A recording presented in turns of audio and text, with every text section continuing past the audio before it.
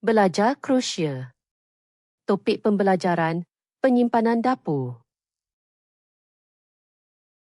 Spremnik za hranu. Bekas makanan. Kutija za ručak. Kotak makan tengah hari. Vrećica za hranu. Beg simpan makanan. Vrećica za zamrzavanje. Beg beku. Plastična folija. Pembalut plastik. Aluminijska folija.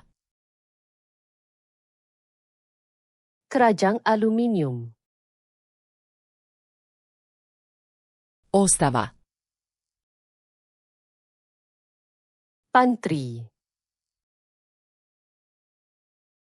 Kuhinski ormarić. Kabinet dapur. Kuhinska ladica. Laci dapur. Kuhinska polica. Rak dapur. Polica za začine. Rak rempah. Kopča za vrećicu. Klip beg. Deterđent za posuđe. Sabun pinggan. Deterđent za perilicu posuđa. Detergen mesin basuh pinggan. Perilica posuđa. Mesin basuh pinggan. Spužva za posuđe. Spen pinggan.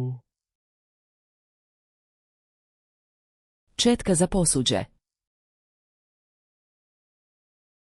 Berus pinggan. Četka za ribanje.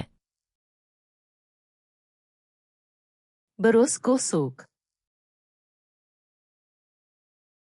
Žica za ribanje. Pet penyental. Stalak za posuđe. Rak pinggan. Kuhinski sudoper. Sinki dapur. Cjedilo za sudoper. Penapis sinki. Papirnati ručnik. Tuala kertas. Krpa za čišćenje. Kain pembersih. Maramice za čišćenje. Tisu pembersih. Sprej za čišćenje. Semburan pembersih. Boca s raspjaršivačem. Botol semburan. Gumene rukavice. Sarung tangan getah. Kanta za smeće.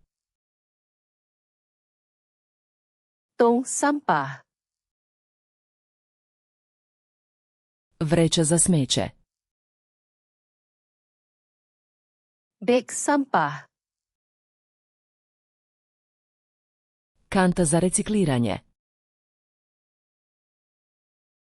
Tong kita semula. Kanta za kompost. Tong kompos. Metla.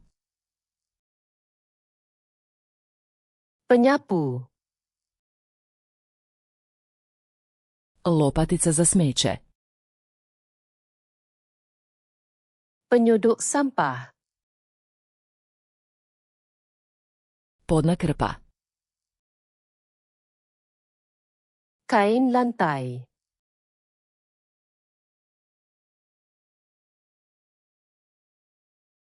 Cjedilo za sudoper.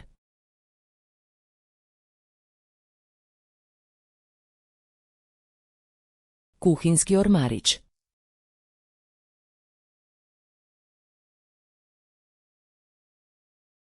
Deterđent za posuđe. Mahu ingat perkataan ini selamanya? Layari flashcard di sluna.com dan latih kad imbasan ini serta ribuan kad lain secara percuma. Pautan di ruangan deskripsi.